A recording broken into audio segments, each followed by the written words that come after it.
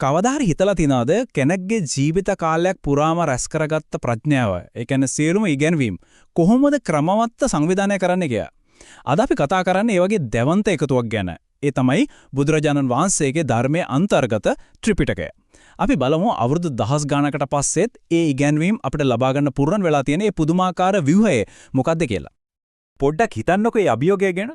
දශක ගාණාවක ඉගෙනවීම්, දේශනා, අත්දැකීම් මේ ඔක්කොම එක තැනකට ගෙනවා. ඊට පස්සේ ඒක කොහොමද පිළිවෙලකට සකසන්නේ?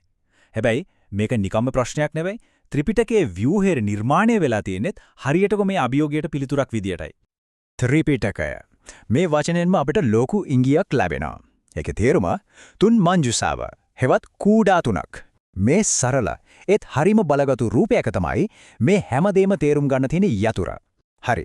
එහෙනම් අපි බලමු මේ මංජුසා තුන ඇතුලේ මොනවද තියෙන්නේ කියලා. හොඳයි, අපි පටන් ගමු පළවෙනි මංජුසාවෙන්. ඒ තමයි විනය පිටකය. නමින්ම කියවනවා වගේ මේක විනයට.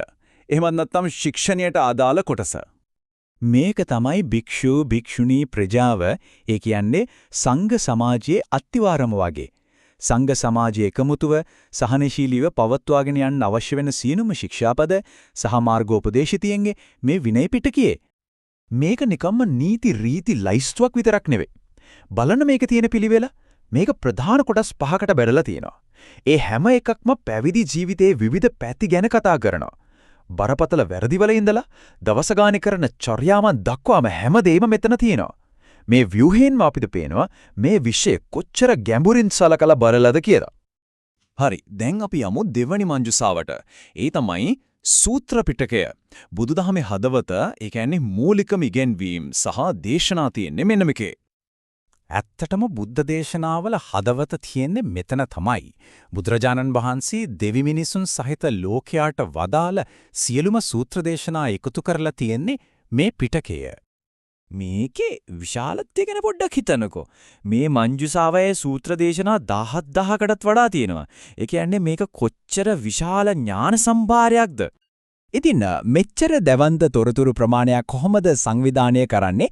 ඒක හරිම බුද්ධිමත්ව නිකාය කියලා ප්‍රධාන එකතු 5කට වර්ග කරලා තියෙනවා. හැම නිකායකම සූත්‍ර දේශනා එකතු කරලා තියෙන්නේ ඒ අයේ දිග මාතෘකාව වගේ පොදු ලක්ෂණයක් අනුව. මේ නිසා මේ දැවන්ත දැනුම් ගබඩාවේ සැරිසරන එක හරිම පහසුයි.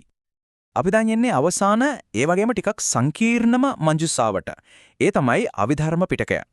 මේක බුද්ධ දේශනාවල දාර්ශනික සහ ගැඹුරු විශ්ලේෂණයක් තියෙන කොටස කියලා කියන්න පුළුවන්. සූත්‍ර පිටකයේ තියෙන ඉගෙනවීම් අරගෙන ඒවා ඊටාම සියුම් විදිහට ක්‍රමානුකූලව සහ ගැඹුරින් විශ්ලේෂණය කරන එක තමයි අභිධර්ම පිටකයේදී වෙන්නේ. ධර්මයේ පරම සත්‍ය විග්‍රහ කරන කොටස තමයි මේ. මේකේ ගැඹුර කොච්චරද කියනවනම් 84000ක් වෙන මුළු ධර්මස්කන්ධයෙන් ධර්මස්කන්ධ 42000ක්ම, ඒ කියන්නේ මුළු ධර්මයෙන්ම හරියටම භාගයක් අයිති වෙන්නේ අභිධර්ම පිටකයට. අනිත් පිටක දෙක වගේම මේකත් හරිම ක්‍රමවත්. මේක ප්‍රධාන ග්‍රන්ථ එමත් නැත්නම් ප්‍රකරණ 7කින් සමන්විතයි. ඒ හැම ග්‍රන්ථයකින්ම බුද්ධ දේශනාවේ මනෝවිද්‍යාත්මක දාර්ශනික ගැඹුර විමසා බලනවා. හරියට හැම පොතක්ම යථාර්ථයේ ස්වභාවය විශ්ලේෂණය කරන්න වෙනස්ම කාචයක් සපයනවා වගේ. හරි, අපි දැන් දැක්කා මේ මංජුසා තුන ඇතුලේ මොනවද තියෙන්නේ කියලා. ඒ දැන් තමයි වැදගත්ම ප්‍රශ්නේ එන්නේ. ඇයි මේ හැමදේම මෙච්චර සූක්ෂමව, මෙච්චර පිළිවෙලකට සංවිධානය කරලා තියෙන්නේ? මේ පුදුමාකාර පිළිවෙල පිටිපස්සේ මොකක් හරි හේතුවක් තියෙන්නම ඕන නේද?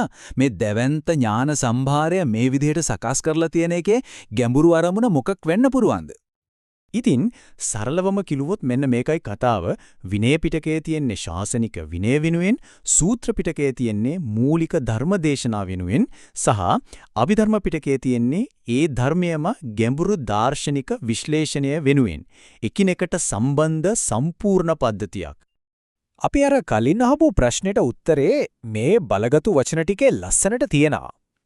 අංගුත්තර නිකායේ සඳහන් වෙන විදිහට තථාගතයන් වහන්සේ විසින් දේශනා කරන ලද ධර්මය හා විනය විවෘත වූයේ බබලයි, වැසුනේ නොබබලයි.